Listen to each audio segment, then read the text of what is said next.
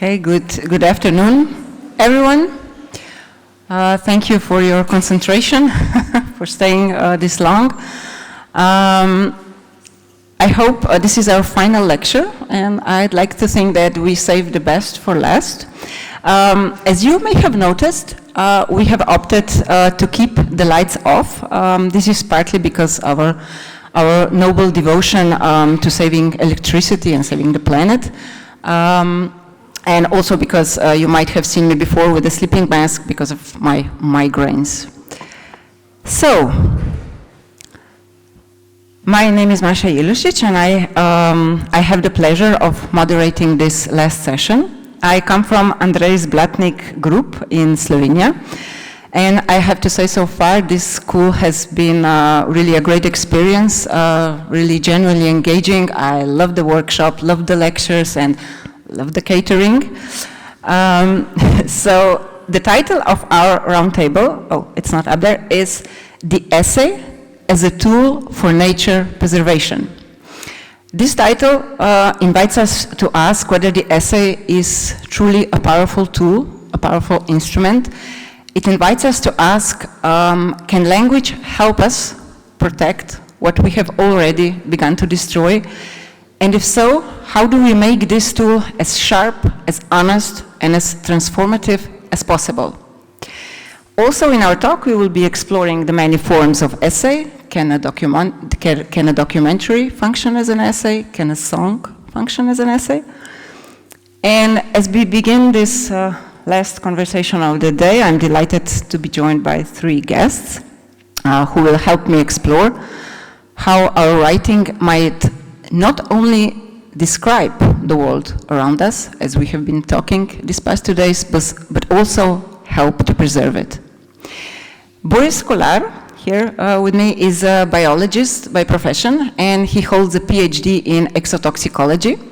He has spent his career examining environmental risks, working both in Slovenia and as an expert for European agencies and authorities.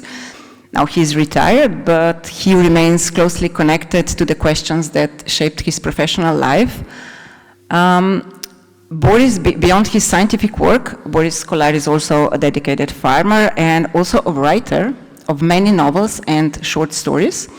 His fiction kind of blends nature, satire, and a playful sense of the absurd. Although he has not written any essays in the traditional sense, he has produced a substantial body of literary work, and he comes to this conference to explore the essay and the essay writing and how the essay might serve as a vehicle for environmental reflection. Next we have Lucian Zalokar. Lucian Zalokar is the author of 2 essayistic books, with a 3rd scheduled for publication next year. In which his books he explores the relationship between music, the body, and society.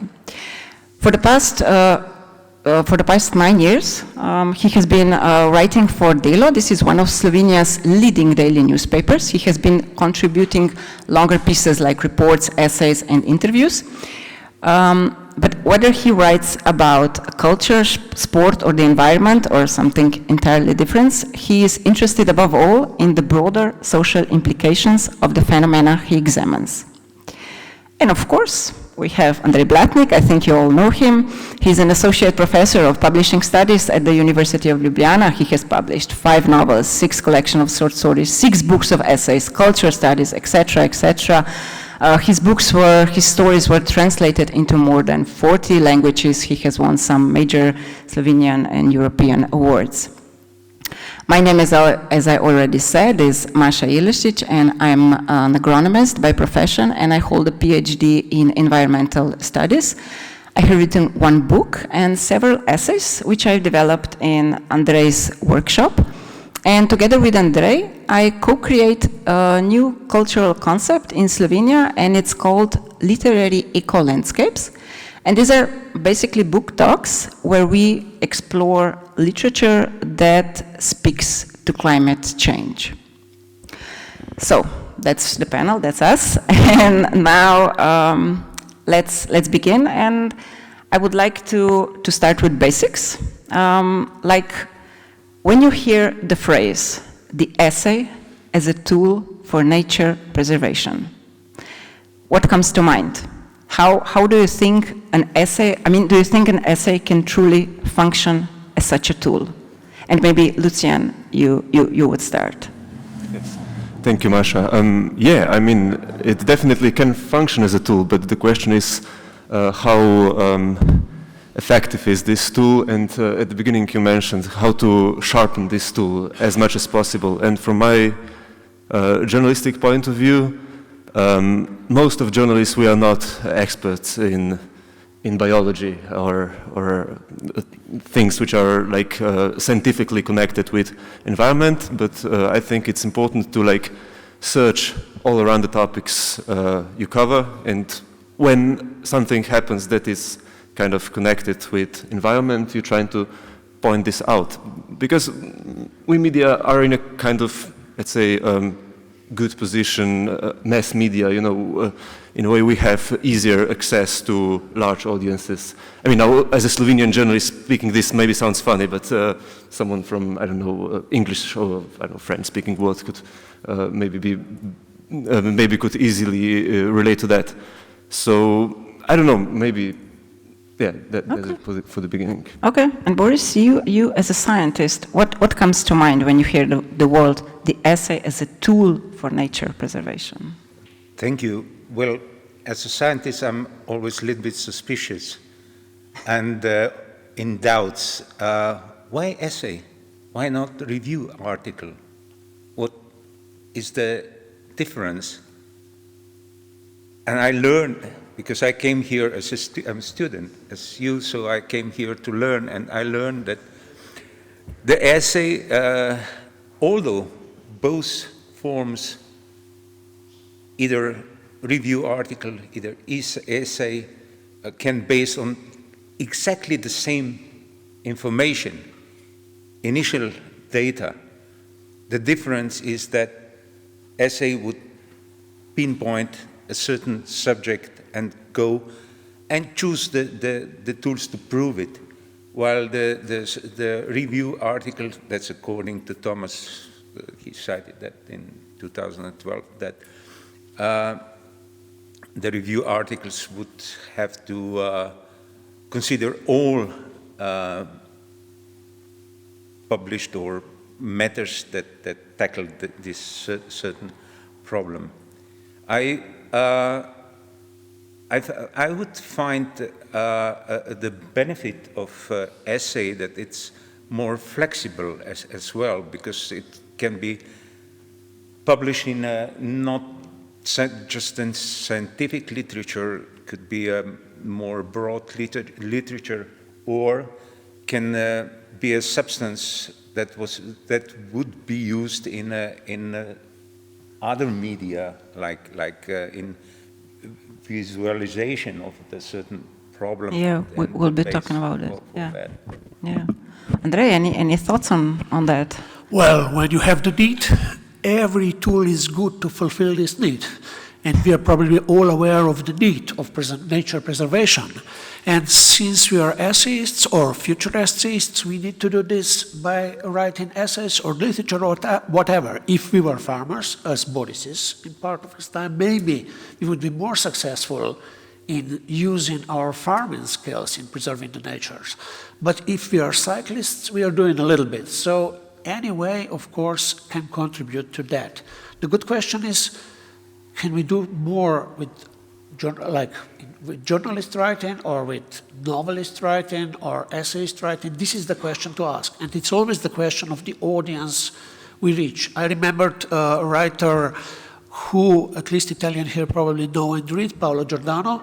He wrote a very good book, Tasmania, also about that. And one of my favorite books on the topic is the overstory of Richard Powers. And I was very provoked when a specialist on the life of trees told me that it's not a good idea to tie yourself on a tree, because a tree needs to die for other trees to live. Actually, it's the same with people. We need to die for other people to continue to live. So these are very big questions, but essay is the only tool most people writing essays have. Most people, right? Writing essays have to change this. I mean, it's their strongest tool. Yeah, yeah. And when you write an essay, yesterday you were talking about how to write an essay and how to publish it, and I would like to take the story from there. What actually happens now once the essay of Nature is published? What kind of life does such a text begin to live when, I'm curious here between the difference in publishing an essay in a book, where it stays for decades, and publishing an essay in a newspaper or a magazine when it disappears with tomorrow's headlines. How does this influence the way you write an essay, the way you read an essay, the way you, for example, Lucien, you write for newspapers. How do you see this question?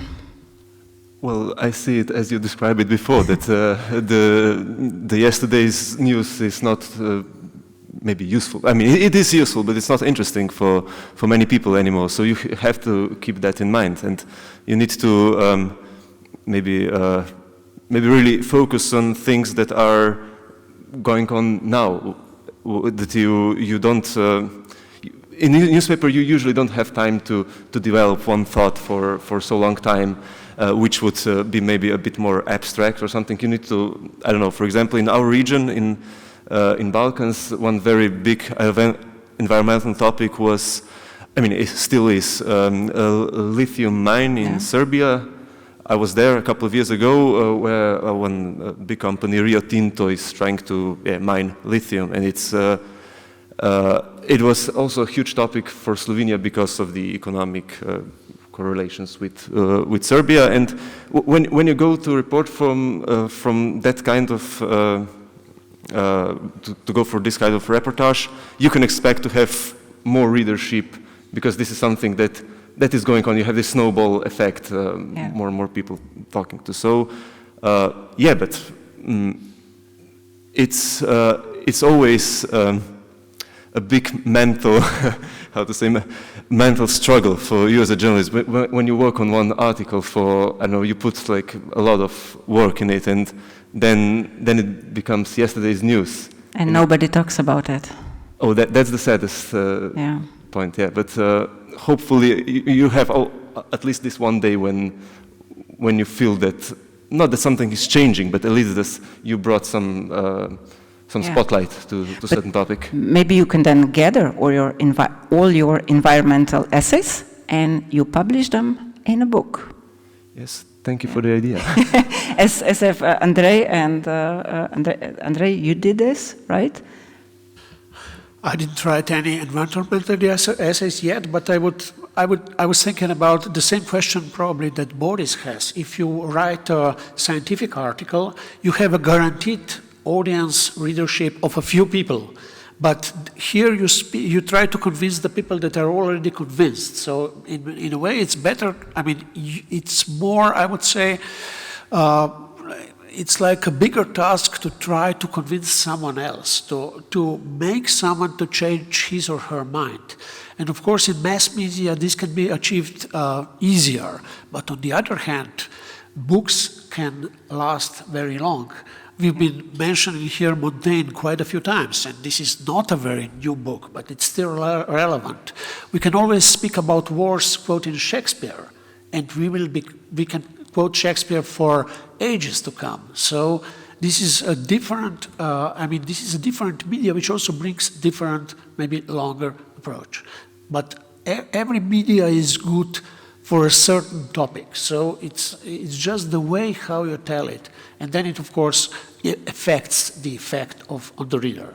Yeah, I think that Rachel Carson's, for example, book, The Silent Spring, it's still very, very active today. Boris, any thoughts on that?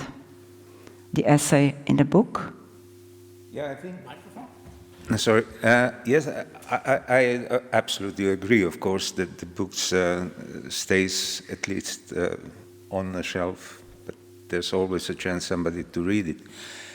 I was more thinking, if you allow me to do what to put into the essay and all the the risk that environmental conservation essay might bring if you want to really to conserve the environment. Because we are living now in a world where we kind of want to romanticize the environment.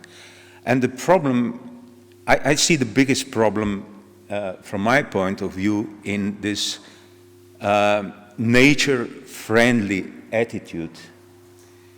And this is a big risk for everybody who wants to write an essay on environment, because everybody wants that you to be nature-friendly.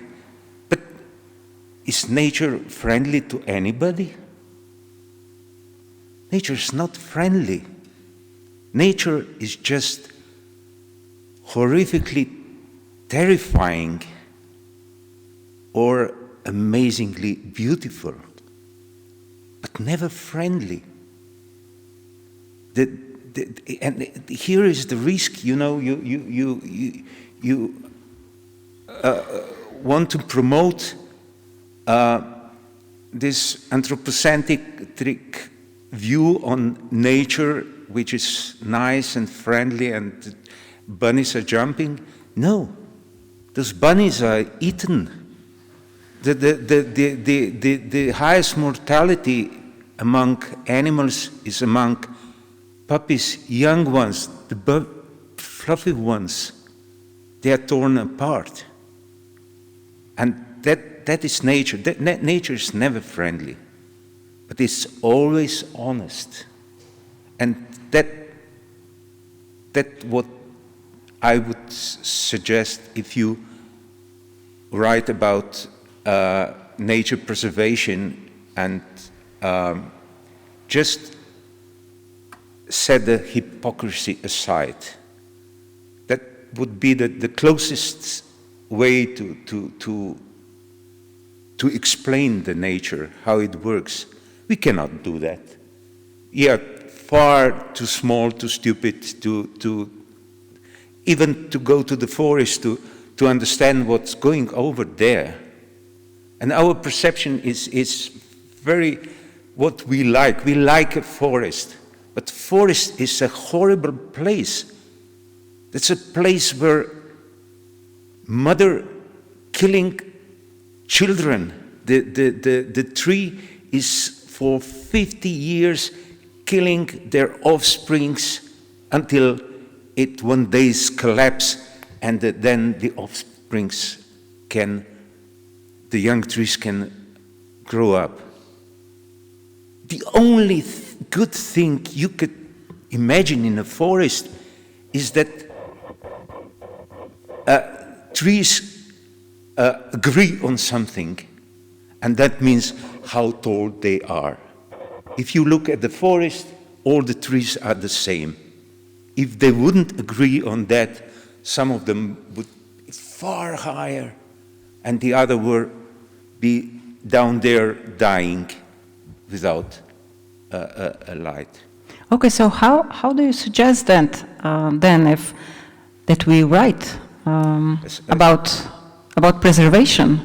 I mean, writing about how nature is horrible is not a good thing to start preserving it. I mean, do you preserve something that is not kind? As I said, we have to be honest, because nature is honest. It's not. Okay. And we have to know that there's one major problem we are causing to the nature. We are taking its land, the space. In this manner, we have to, and that might be tricky, because we are promoting something beautiful. As I said, nature is beautiful. Horrible, but beautiful. But we are saying, yeah, this is a beautiful place, but don't go there, because it belongs to birds, to animals, to wolves, to bears, to frogs, to snakes and spiders, and ticks. So it is in a way contradictory.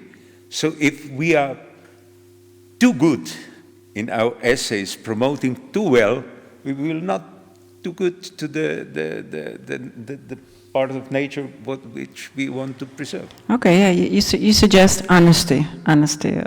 Okay, and also I think that there is one trap also in writing ecological essays or anything about ecology is how to avoid slipping into activism, for example. I mean, many ecologists, you Boris also have this experience, are called like activists. If you're an ecologist, you must be an activist. And this is, I think, a very thin line. And how do you write about nature, about nature preservation without slipping into activism?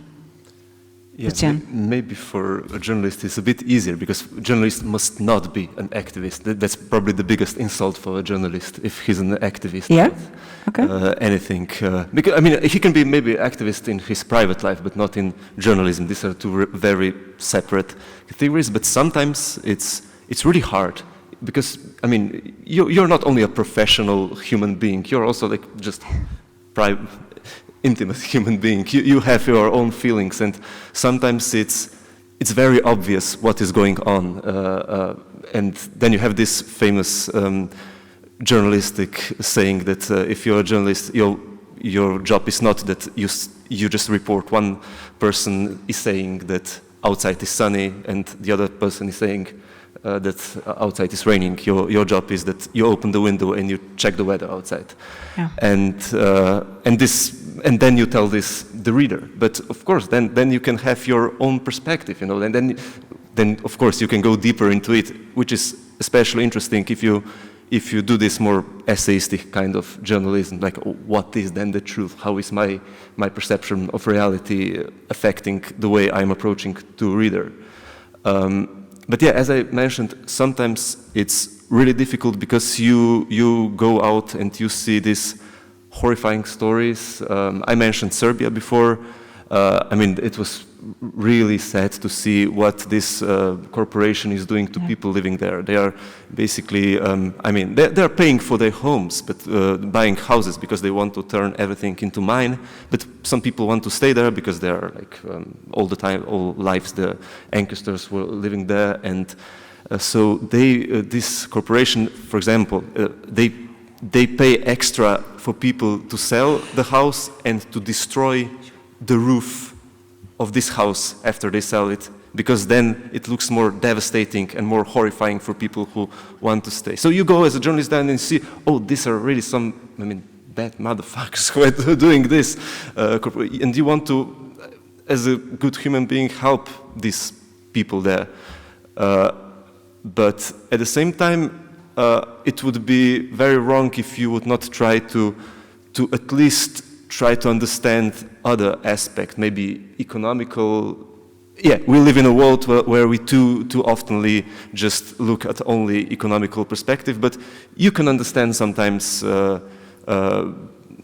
arguments of people who say, oh, there will be more jobs, it will be maybe better for this region that there is a mine, and that's like probably the biggest question for you as a writer, then how to put all these things together in a way that is as close to truth as possible. Maybe that sounds a bit pretentious, but yeah, at least you need to try. You try to convince people to change, to see the problem, to take some action, but at the same time... And to encourage them to think about it, like what would be their reaction if that would happen, I don't know, in Slovenia or in Italy, or Yeah, and I think that if you write this in an essayistic form, it's probably much more engaging with the audience than if you would just write, I don't know, a classical piece or something. I mean, you add your own view. Mm-hmm. For sure. I mean, that's one thing which is, I find it really deliberating, writing essays compared to journalism. You can put a bit of yourself inside, and sometimes it's really easier because you cannot hide. It's like completely normal. You admit what I see. You don't have to hide from this behind this objectivity, and it's and if you are, I think the biggest mistake here you can make is that you just consider something common sense, and then you try to speak with this we. We had this example. I remember some of us were problematizing these examples of where the author was writing we. And here is the same. I mean, sometimes it's you think it's very obvious, but maybe it's just your own perception. So before we go into the forms of the essay, I think we have time. We have half an hour, right? Yeah. Okay. I would like to ask you, Lucien, again, one question, because we've just been talking about journalism and an essay in newspapers. People often say that media help shape public opinion. I mean, you don't hear say. You don't hear like, essayistic books help shape public opinions, or this essay writer really helped shape. I mean, it's usually the media, and ecology seems like really like one of those crucial issues. Sometimes like it feels like we are already in the 10 minutes of the game. I mean, it's really that bad, and we have very little time to act. So I'm asking you, why don't media devote more space, more to the thoughtful ecological essays? Why don't media have more in-depth environmental coverage? And Andrei, I will be asking you as a publisher the same. Why don't publishers have more in-depth environmental coverage in essays? Yeah, well, I'm not an editor-in-chief of my newspaper, but at first I would refer to this, that media shape public opinion, which is like, we talked about Habermas yesterday, and I think the role of the media of shaping public opinion is getting, smaller and smaller. We don't live anymore in this world when like TV and newspaper were the main channels for almost everyone to get informed of the world. Now there is a big role of social media and so on, and it would be maybe a bit pretentious to say that we can bring so much attention to one topic if we put it on the front page. But then I think that maybe we could do even more this. Maybe we could just stick to, let's say, moral principles, and we don't have maybe this big responsibility in terms of being so influential, but still we could do the right thing. But we don't, maybe because it's also a bit, now I'm guessing a bit, but it's especially for print media, it is a rat race. You're trying to survive, and you are really trying then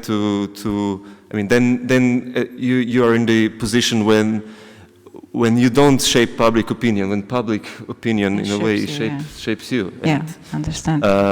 And then public opinion says that, the highest ratings are if, I don't know, Tadej Pogačar wins Tour de France. Yeah. And then you have Tadej Pogačar on the front page for 20 days in a row in July. Sports ahead of the environment. I'm just curious, the audience, could you please just raise your hands if you have written an ecological essay or an essay about global environment or any kind of nature correlated essay? Okay. Have you written more than one? Okay, so I hope we're getting to start. So Andrei, before we move to the documentary and the essay, please tell us why aren't essays, and especially essays about nature, more popular? First, I need to say that I very liked what Boris told us about the nasty nature of nature.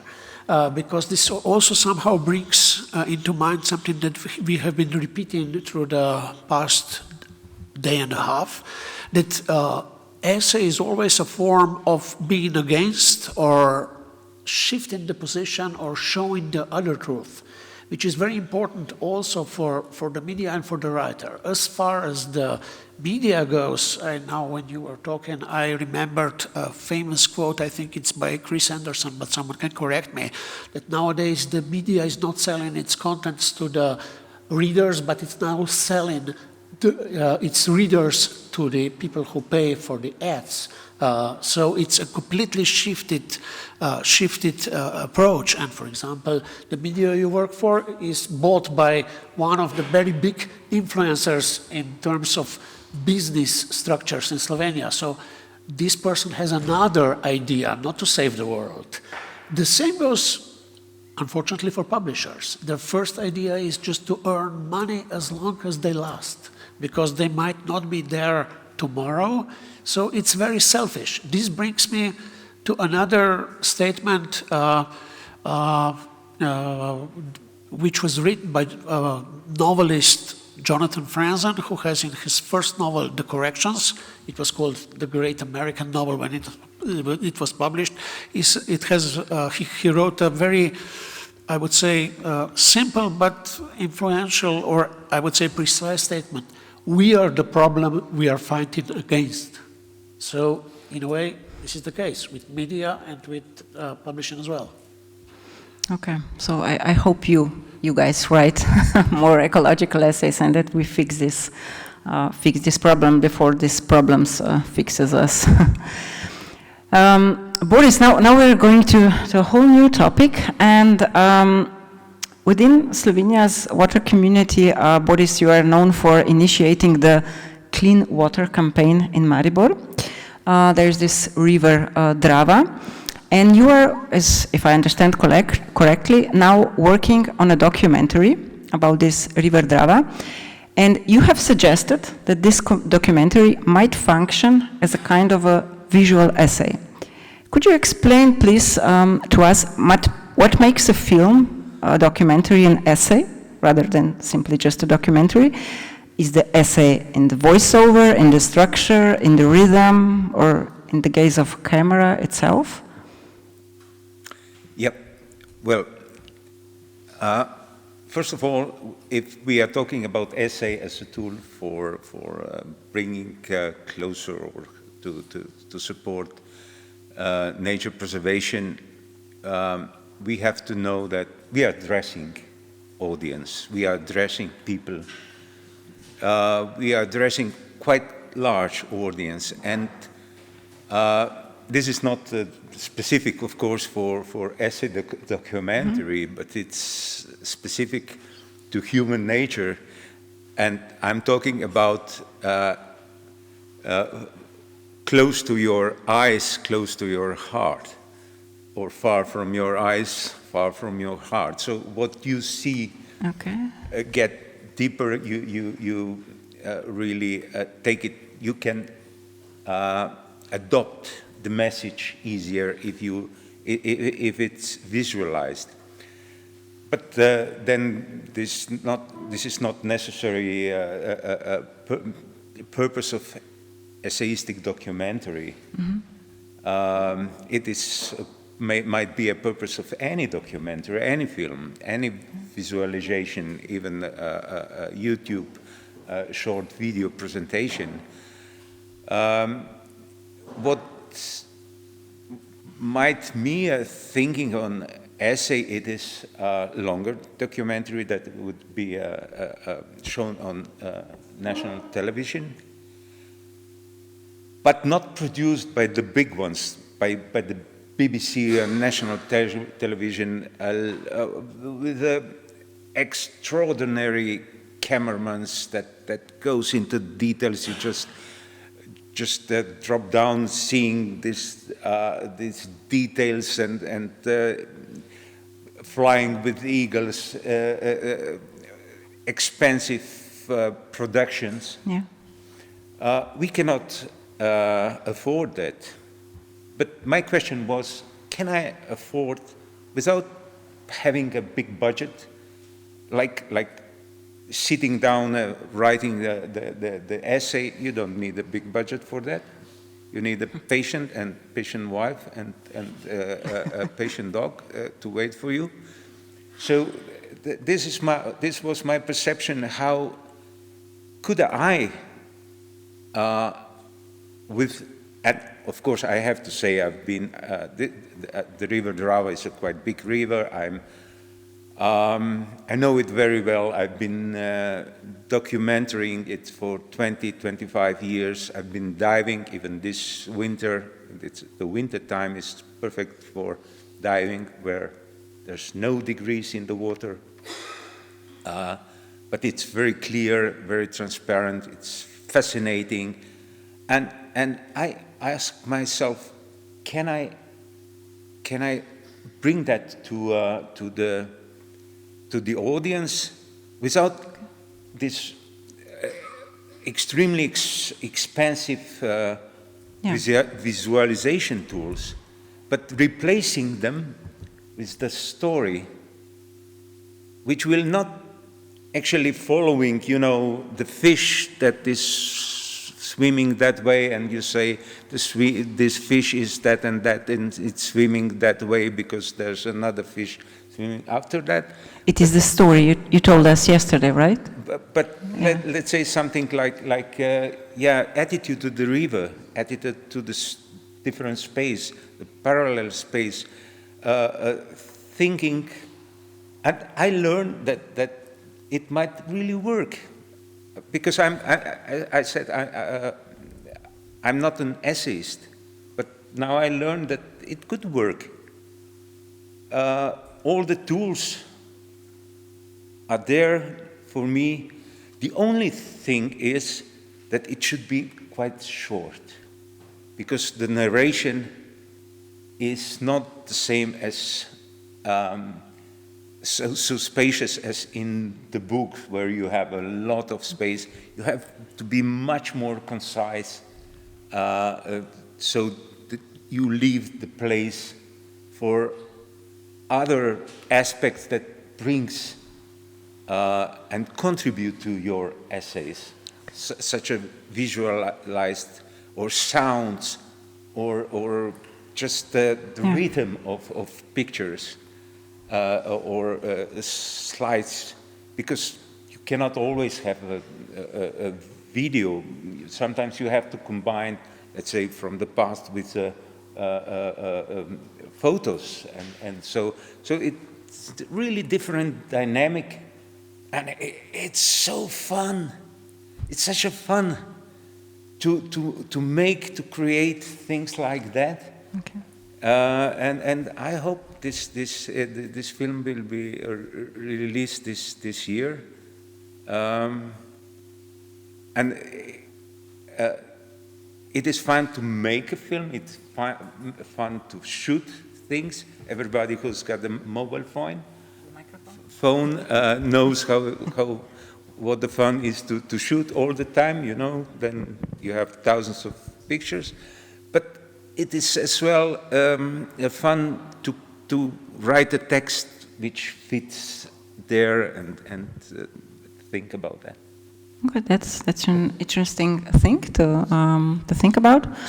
Maybe you two have some thoughts on that, because later, just when we finished after our roundtable, Katja will be experimenting with the audio essay also. And what do you think about this new idea? That an essay that song can function as an essay?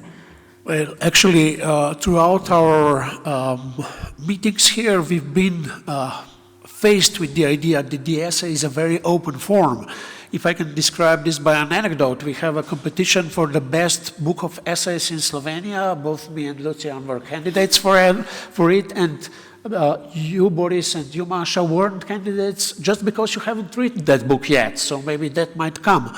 And we say essay is what this board that decides on this award decides that the essay is. So it's very open. We've heard here about Samuel Beckett, who's not very often referenced as an essay writer, or Robert Musil, or some other people. So it is a very flexible form, luckily, because the only way things consist to stay in our attention is that they can change. Yeah.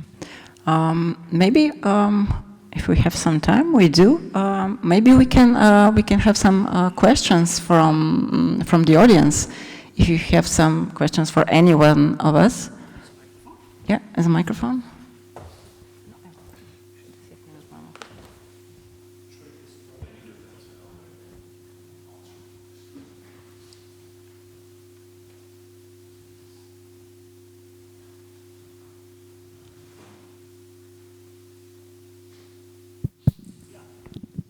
Hello. I have a question about the first point that was made. Isn't it still very anthropocentric to call nature cruel or beautiful or even honest? Wouldn't the most ecocentric thing to say would be that nature is nature, and that's precisely why it should be preserved, because it's not human? Boris, I think that question,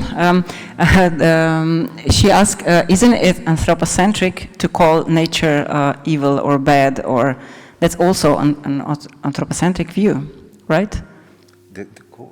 Nature is bad. You said that nature is not kind, nature is, I mean, that is also anthropocentric, it's just the opposite, but it's still anthropocentric. Of course, everything we say about nature is anthropocentric. We cannot discuss about the nature with the language of nature. We don't have that. And I didn't say that nature is bad. I said that nature is not kind. It's not kind. Not kind. Nature is very cruel. And that is our anthropocentric sense for ethics says when we see the kill of a young deer by wolf or fox. That's what I meant. I mean, it is. There's no other way we can discuss that. We have, I mean, if I can say, just, yeah, we have... Sorry, there was a question here first, I think. No, I just wanted to say...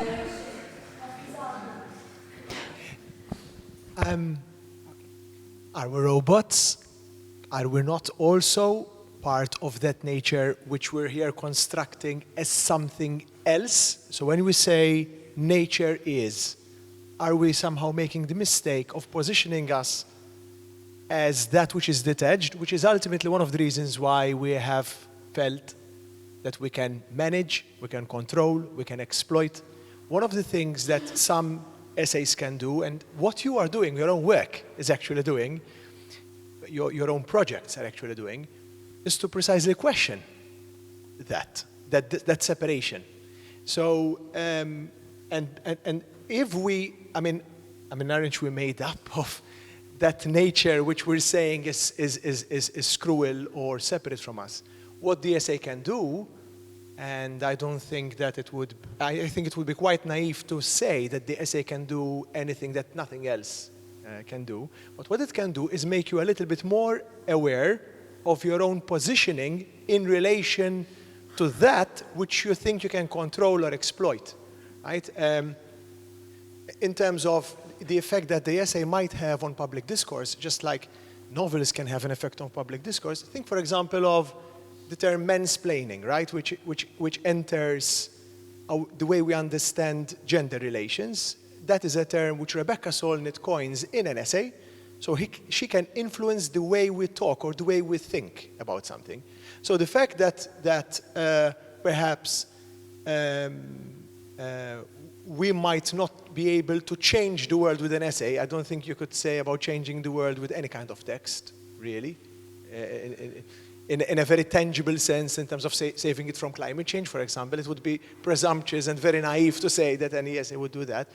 Doesn't it at least allow us to see things slightly differently? For example, making us aware a little bit of our own arrogance in relation to that which we think we can control. Because I see that a lot of the work you've been referring to precisely makes us aware of our own arrogance, and that's what, for example, the essay can do. So I don't know why we need to position nature as that which is separate from us. I mean, human beings are natural beings, right? And we are interrelated to these things. What we do has effects on these things. So that's what I cannot get, was because a lot of the things that you're saying actually show the possibilities of making us change our perspective. Your image of the river, for example, is beautiful, that it's something we're not used to. I don't know, I mean, it's more of a comment than a question, but I'm sure that it might provoke a reaction of some kind. We have just 5 minutes just to...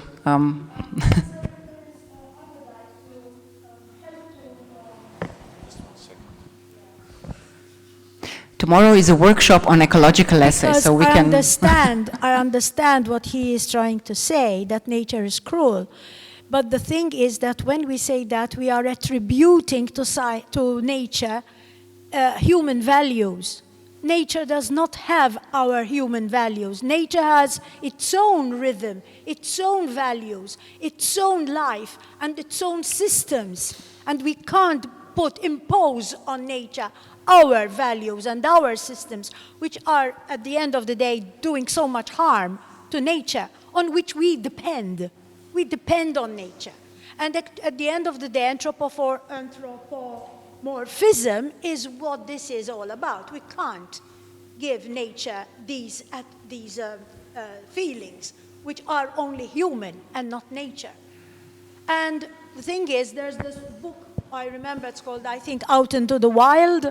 You know, the young man who threw away all his money and went to explore the wild in America and ended up dead in a bus. You remember that book? I don't remember exactly the name. I think it was Out in the Wild. And this one wanted to prove that nature is the best, but he was not prepared for nature. The local people could survive, the Inuits or the Red Indians or whoever was there, but he did not have the skills to survive in nature. And that is what you were talking about, I think, when you said that nature is. So I think maybe this explains a bit more about what you were talking about. Right? Thank you. And another thing, a last point. Thank you. We are time limited. A last point, we are not trying to save nature. We want to keep nature what it is so that we save ourselves. Because if we change the habitation, if we change our place, and then we can't live, as it's explained in... Okay. We are very time limited, so just one quick question and then we're off. Please. Bear in mind, 3 minutes. Bear with me for a second. This is going to sound like a flex, but it's not. I've written environmental work for 4 decades, since I was 15, starting with theater, then to television, newspaper articles, media campaigns, academic papers, reports. I've basically spent my life writing in this domain. And last summer, I started this course on the essay. And I find myself asking, what's this going to add, this medium, to my portfolio? Why am I intrigued by it? Is it going to reach any more people than all these other media have done? And that's my question to you. Yeah, I think that is a very good closing question, Andrei. I think it's a very good way to try, go on, try it. If you fail, try again, fail better. Yeah, and I think we are going to have a very, very lovely debate tomorrow on ecological school, or even in the lecture on a planetary essay. But for now, I would really like to stop because Katja is waiting, so thank you for your attention.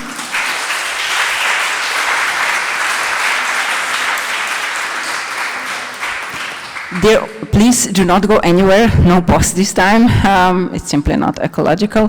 And I would like to invite Katja Schulz, her essay presented in a form of a song. She's also from Slovenia, and enjoy. Hi. So, this first piece is my first attempt to take the essay beyond borders, from my perspective as a musician, meaning to set an essay in a musical ambience. This first piece is also connected to what we were discussing in here and now. It is an essay written by an indigenous writer in 19th century called Zitkalasha, or Red Bird, from Dakota Nation. The title of the essay is Why I Am a Pagan. And it is a reflection of an old Lakota belief that everything is interrelated. Mitako je ujasnim.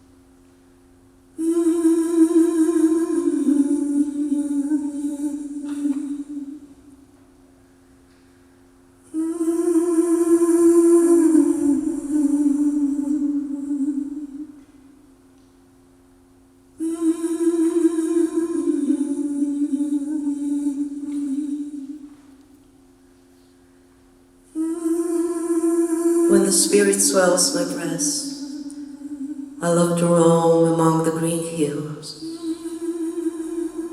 or sometimes marvel at the great blue. With half-closed eyes I watch the cloud shadows, while into my ear ripple the sweet, soft cadences of the river song. My heart and I lie small upon the air, drifting clouds and tinkling waters, the love and mystery round about us. This is paganism, then at present at least I am a pagan. I search the level lands where grow the wild prairie flowers. They, the lovely little foes of paganism, soothe my soul with their perfumed breath. I am a pagan. Beautiful is the spiritual essence they embody. I leave them nodding in the breeze, but take along with me their impress upon my heart. Then at present at least I am a pagan. A subtle knowledge of the native folk, to recognize the kinship in any and all parts of this vast universe. This is paganism. This is present at least I am. At present at least I am a pagan. Yellow breast, breaking off the clear crystal song. This is paganism. Hide me wisely. This is as I plot with my sin. Present at least I am a pagan. He fills the summer sky with his sweet, sweet melody. This is paganism. This is present at least I am. Present at least I am a pagan.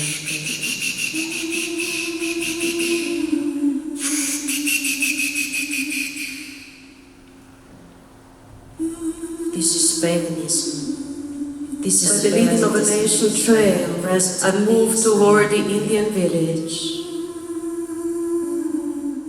I greet a solemn-faced native creature I find awaiting me. This is paganism. I listen. This is paganism with respect. Present at least I am pagan. Cousin, it burns me with a wish that you were a church member. This is pagan. Cousin, this is pagan. I was taught long years ago by kind missionaries to read the holy book. Cousin, choose now to avoid the afternoon. At present at least I am a pagan. I prefer my excursions into the natural gardens, where the voice of the Great Spirit is heard. In the twittering of birds, the rippling of mighty waters, and the sweet breathing of flowers. This is paganism. This is at present at least I am a pagan. If this is paganism, then at present at least this is paganism. This is at least then at present at least I am a pagan. If this is paganism, then at present at least this is paganism. This is at present at least I am a pagan. If this is paganism, then at present at least this is paganism. This is at least then at present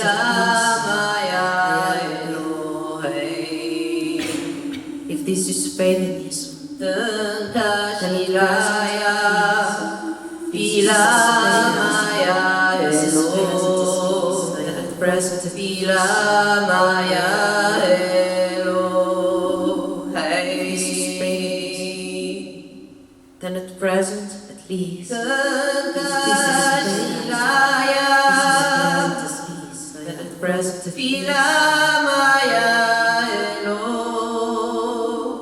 if this is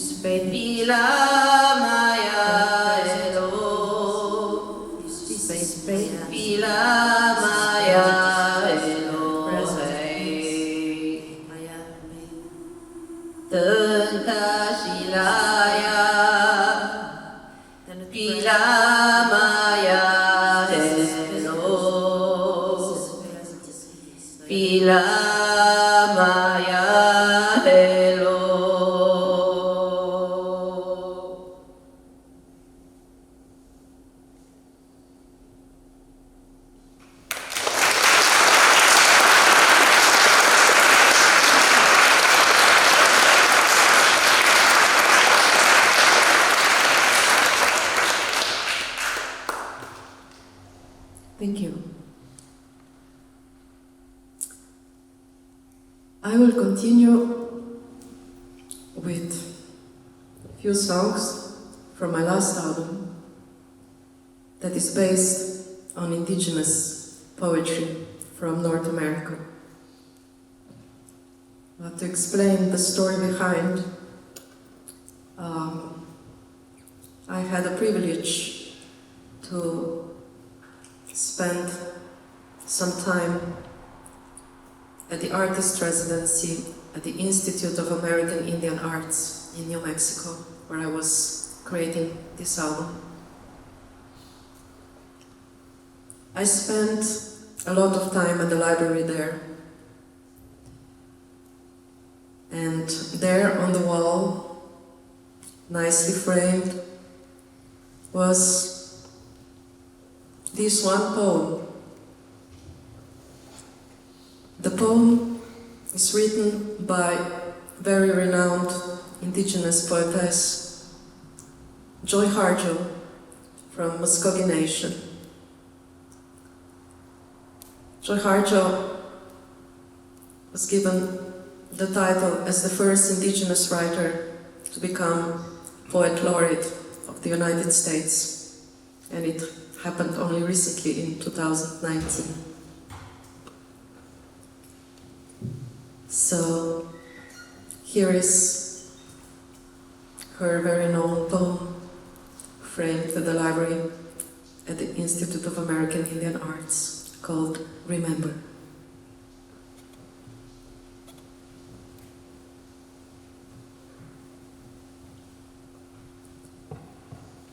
Dum dum dum dum dum dum dum dum dum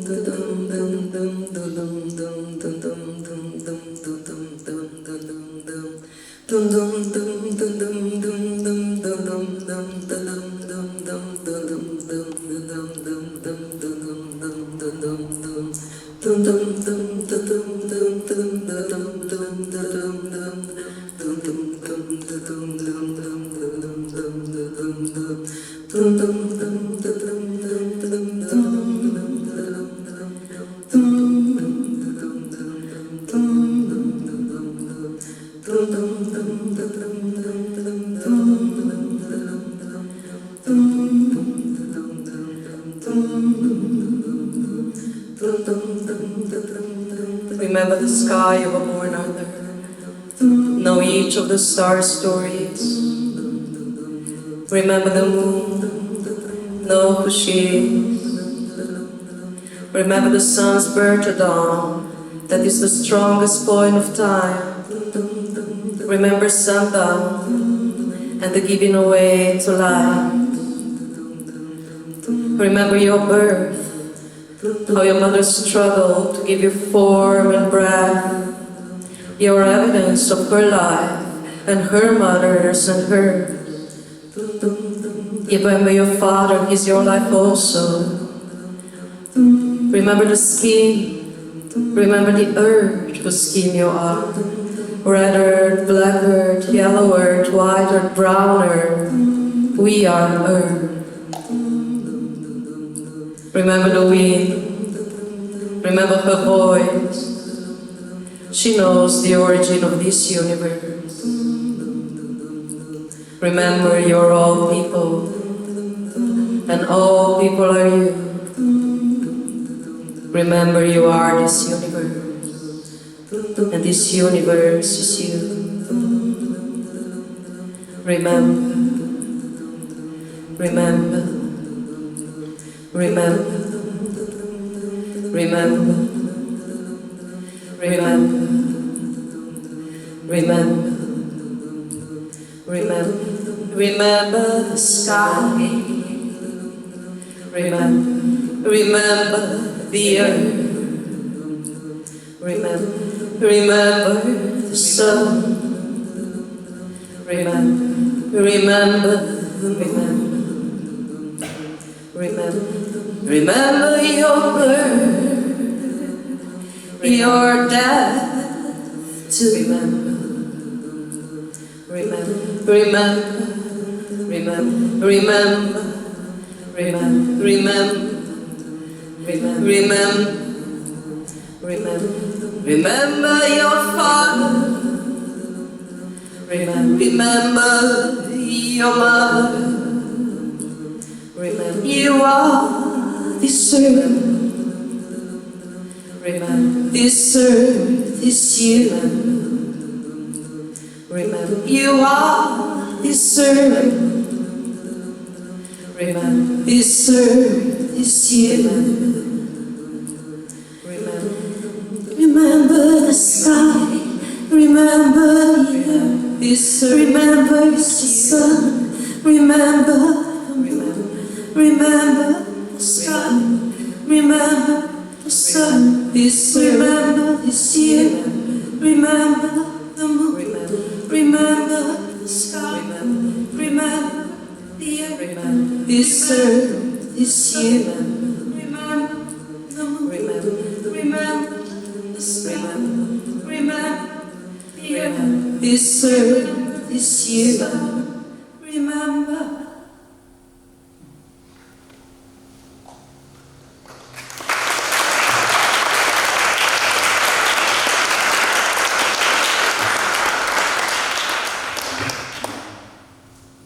Thank you. The next poem comes from known poetess from Navajo Nation, Laura Tohi. In my research and experience in those native lands, Navajo Nation was the one I got the closest to. It's a very rich, quite incredible culture. One of the things that touched me the most, or really got into me, is their traditional belief called the walk in beauty. Navajo people believe that the life has meaning and value only if spent in beauty. And there are ceremonies and prayers honoring and keeping this belief alive. Another thing with Navajo people is also, for example, they know two types of rain: female rain and male rain. And Laura Toki wrote a poem to each. And here is my setting to music of the female rain.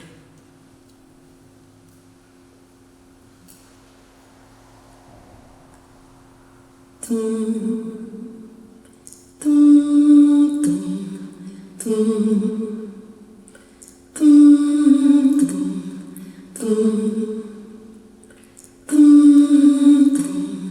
tum.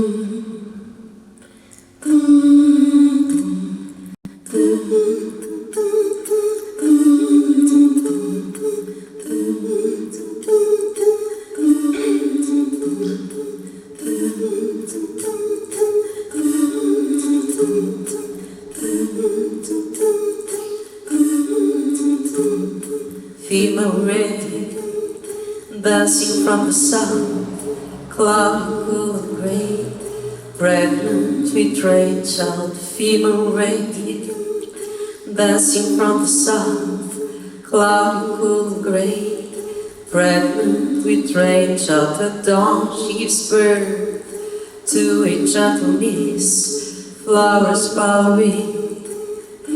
What sustenance at dawn she gives birth to a gentle mist, flowers bowing. What sustenance, luminescent, luminescent,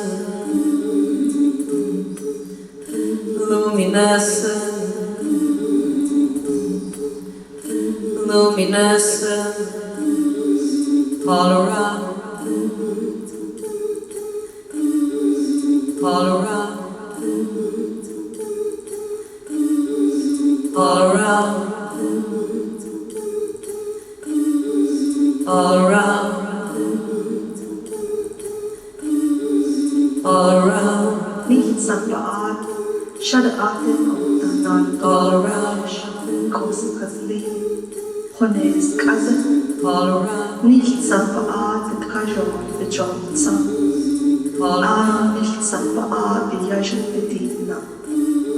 Namen und Kai, nichts an der Art, der Jajan Female rain, all around. Female rain, female rain, all around. Female rain, female rain, all around. All around. At dawn she gives birth to a gentle mist, flowers bowing. What sustenance at dawn she gives birth to a gentle mist, flowers bowing. What sustenance, luminescent, all around, luminescent, all around, luminescent, all around, luminescent, all around, all around, all around, all around, all around, all around, all around, all around, all around, all around, all around, all around.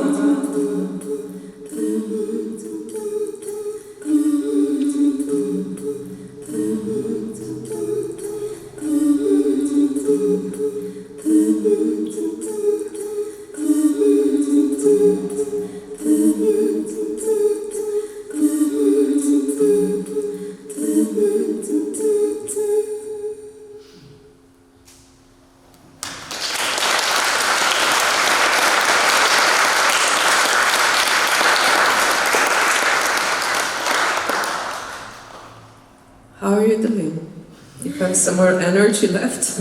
Or shall we release ourselves into free time? One more. Okay. More? One more.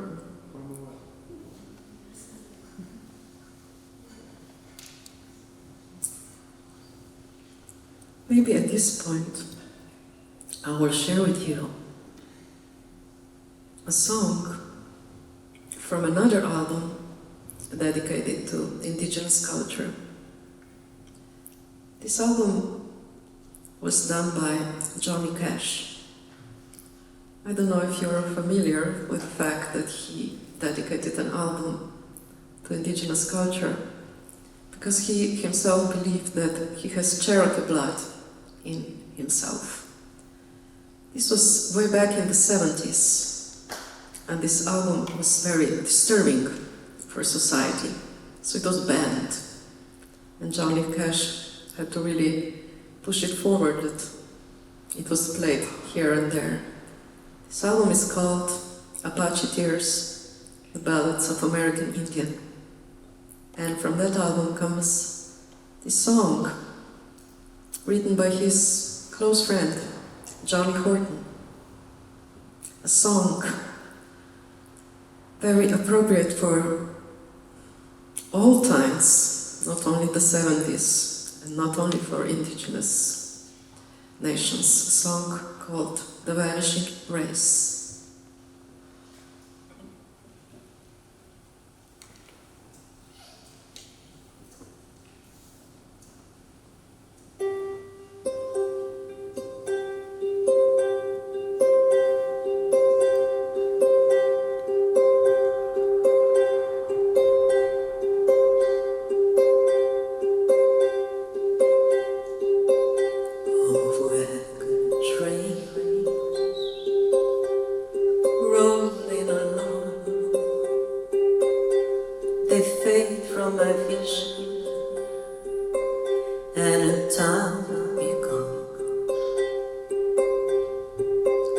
I see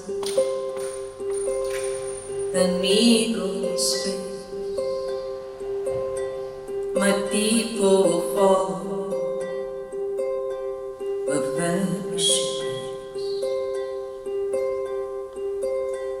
An Indian brave rode along one day on a lonely mountain trail, and he gazed below with a heart where the prairie schooners sing. The vision formed like a mortal storm in the dance of the wagon train. The vanishing rays appeared in his face, and he sadly afraid. Oh, wagon train rolling along, they fade from my vision, and in town I see an eagle in space. My people will follow the vanishing. Now, great spirits on high, please spare them the sorrow you showed to my eye.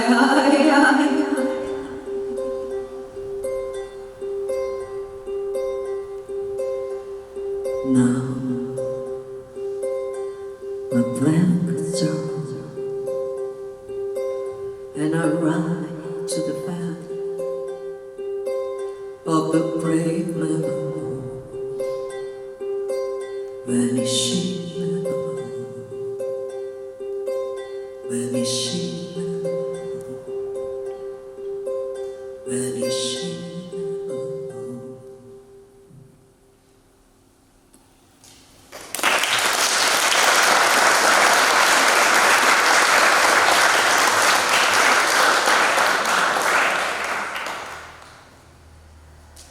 Thank you. maybe I will leave you with a taste of something else. That I don't stick just to the indigenous subject. It's a piece of poetry that comes from a beloved Slovenian poet who's actually celebrating, or we are celebrating, 100-year anniversary of his passing. So we're calling this year his year, the year of Srečko Kosove. He, well, has a very special story, but just to introduce him a little bit, he sort of is turned into a myth. One of the reasons is that he passed away very young, only 22 years old. And by this age, he produced around 1,000 poems and hasn't published a book during his lifetime. And, you know, it's the story of many artists. After he passed, he became myth, huge, inspiring person for everybody. Lots of his poetry is dedicated to what we were reflecting on today. They're really strongly connected to nature, as he was. But also, I mean, he was so much more. He was also he had heart for humanity and justice. So, I'm going to leave you with this poem of his that reached me just by chance this year. I discovered that his poetry was recently translated into Spanish. And it happened that this poem from the book found its way into music in Chile. So here is it to be shared with you.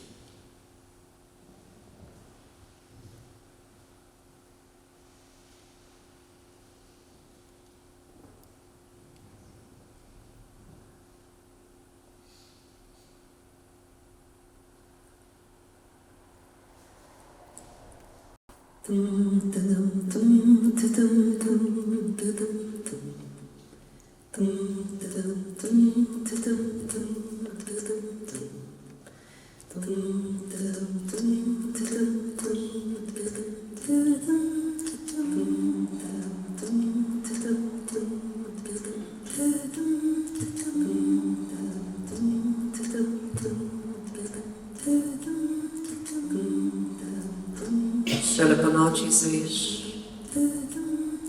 koliko zvezd je vrh neba, koliko bratov čutiš sredi srca, koliko bratov sveta, koliko bratov sveta. Šele sredi noči zveš, koliko oči se zapira v sen, da nisi sam zapuščen. Šele sredi noči, ko iz zore zlate zvezde bleščijo na nas. Vsaka ima miren, zeleno srebrn obraz.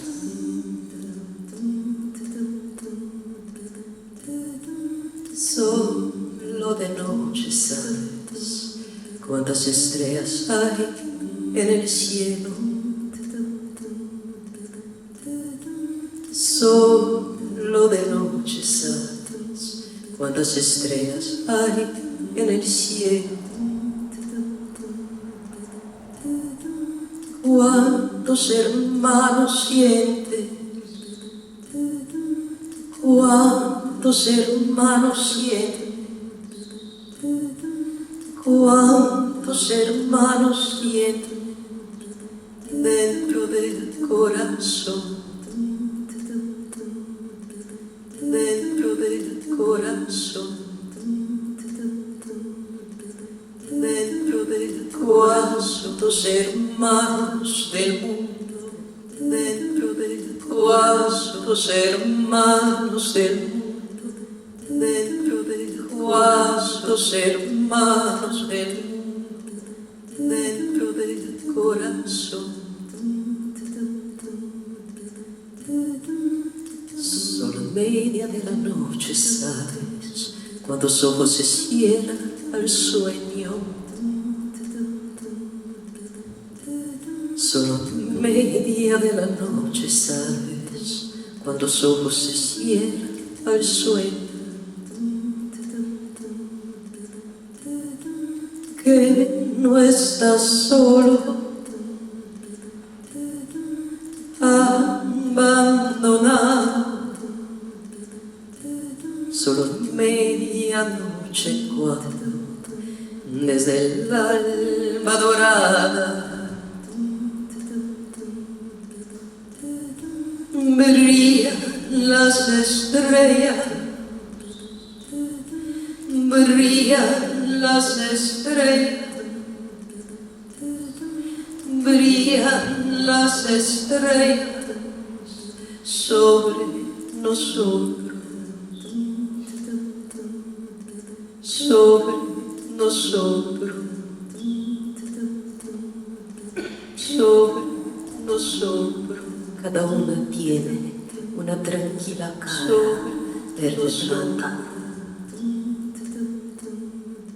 Sobre nosotros, hermanos del mundo, sobre nosotros, hermanos del mundo, sobre nosotros, hermanos del mundo, sobre nosotros, hermanos del mundo, sobre nosotros, hermanos del mundo, sobre nosotros, hermanos del mundo, sobre nosotros, hermanos del mundo, dentro del corazón.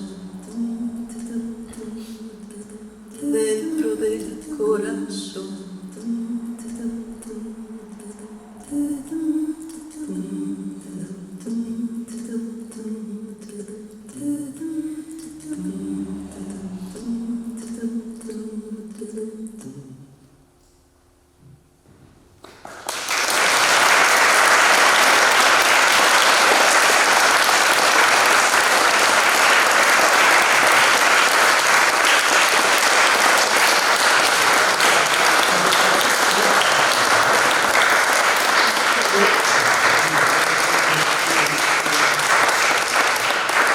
Thank you so much. I'm glad Kosovo touched also your hearts, obviously. I want to thank everybody, and I want to thank Vladimir for making the sound for me so nicely. And I want to thank Roberta and the whole team, and Andrei, of course, for giving me this concert experience in this amazing place. If you have questions, don't be a stranger. If you want to listen to more music, all the albums and lyrics are mostly available on Bandcamp. I try to avoid Spotify. I have also some CDs if anybody would like to take a souvenir home. But yeah, let's go into the night. And finally.